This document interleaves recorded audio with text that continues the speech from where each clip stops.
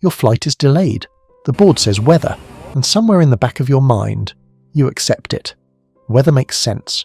Weather is nobody's fault. Weather is the explanation that ends the conversation. But here is what the airline is not telling you. Weather accounts for only about 30% of all flight delays in the United States. The other 70%, the majority, come from something else entirely. Something the airline understands completely. Something that was not unpredictable. Something that in many cases was a deliberate financial decision made long before you ever arrived at the airport. Your delay was not an accident, and the system that produced it is more calculated and more revealing about how aviation actually works than most passengers ever find out. Here is where almost every delay actually starts. Commercial aviation runs on what the industry calls aircraft rotations. A single commercial aircraft does not fly one route. It flies a sequence of routes, back and forth, city to city, sometimes completing 5, 6, 7 flights in a single day. The same physical aircraft that brought passengers from Chicago to Dallas this morning will take a different group from Dallas to Miami this afternoon, and from Miami to New York tonight. That rotation is efficient. It maximizes the revenue generated by an asset that costs between $400,000 and $1 million per month to lease. But it means that every delay anywhere in that chain, every late arrival, every slow turnaround, every maintenance check that runs long, ripples forward into every subsequent flight on that aircraft's schedule for the rest of the day. The aviation industry calls this propagation. One delayed flight becoming 2, becoming 4, becoming 8, as the same aircraft carries its lateness forward through an entire day of rotations. When your flight board says delayed, and the stated reason is the previous flight arriving late, the previous flight's delay did not begin with you. It began somewhere earlier in that aircraft's day. Sometimes much earlier. Sometimes in a different country. You are not experiencing the beginning of a problem. You're experiencing the end of a chain that started hours before you arrived at the airport. But here is the deeper reason that chain exists in the first place. And this is the part the airline will never put on the departures board. Airlines do not schedule flights conservatively. They schedule them aggressively. A flight that actually takes 2 hours and 15 minutes in average conditions might be scheduled at 2 hours flat. A turnaround that realistically requires 50 minutes. Deplaning passengers, cleaning the cabin, boarding new passengers, loading bags, completing safety checks might be scheduled at 40 minutes. Why? Because tighter schedules look better. They look faster. They look more competitive. An airline that advertises a 2-hour flight wins customers over an airline that advertises the same route at 2 hours 15, even if both aircraft take exactly the same amount of time wheels up to wheels down. And because tight schedules mean more rotations per aircraft per day, more rotations means more revenue from the same leased asset. More revenue from the same leased asset means a better financial return. The schedule is not built around what is reliably achievable. It is built around what is financially optimal, assuming everything goes perfectly.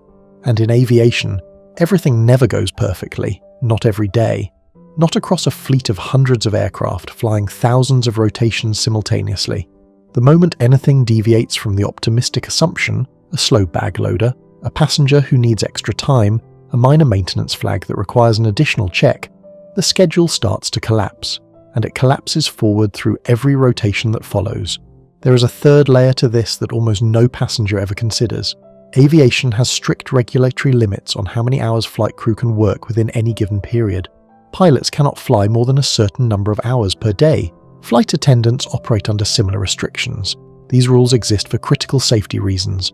Fatigue is one of the most significant factors in human error, and human error in aviation has catastrophic consequences.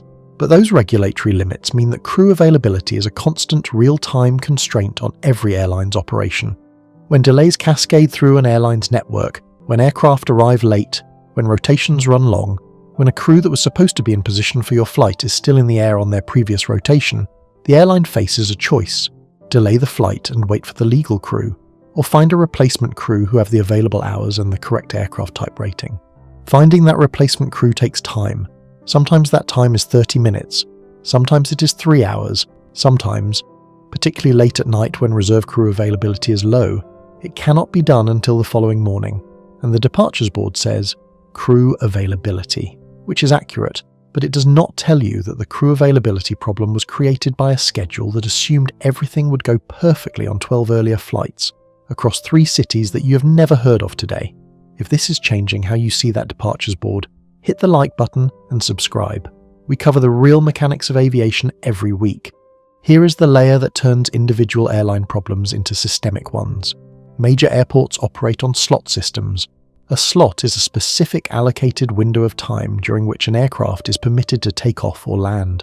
At the world's busiest airports, slots are so scarce and so valuable that airlines buy and sell them for hundreds of millions of dollars. A slot missed is a slot lost, at least for that day. An aircraft that misses its departure window joins a queue, and that queue at a congested airport during peak hours can stretch for 1, 2, sometimes 3 hours. Now add weather, not as the primary cause of your delay, but as the factor that compresses the entire system simultaneously. When weather reduces an airport's capacity, fewer runways operating, reduced visibility requiring greater spacing between aircraft, every airline's carefully optimized rotation schedule starts missing slots at the same time. The queue builds, the congestion compounds. The weather did not cause your delay. The weather exposed the fragility of a system that was already running with no slack, already assuming perfection, already one missed slot away from a cascading failure across dozens of flights. The weather was the trigger. The schedule was the loaded weapon. In 2023, United States Airlines delayed over 20% of all domestic flights, 1 in 5 flights, not arriving on time.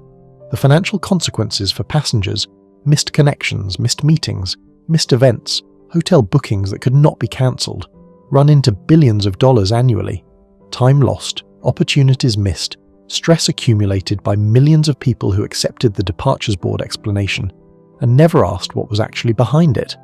The Department of Transportation requires airlines to compensate passengers for certain categories of delay under certain conditions. Most passengers do not know what those conditions are. Most passengers do not claim compensation they are legally entitled to. The airline knows this. And the system, the aggressive scheduling, the optimistic rotation planning, the treatment of delay as an acceptable operational byproduct of maximum asset utilization, continues. Because the financial cost of the current system to the airline is lower than the financial cost of changing it. Your delay was not weather, it was a calculation. So the next time you're sitting at a gate, watching the departure time tick forward, reading a reason on the board that tells you almost nothing about what actually happened, remember what you now know. Somewhere earlier today, on a different aircraft, in a different city, possibly in a different country, a chain began.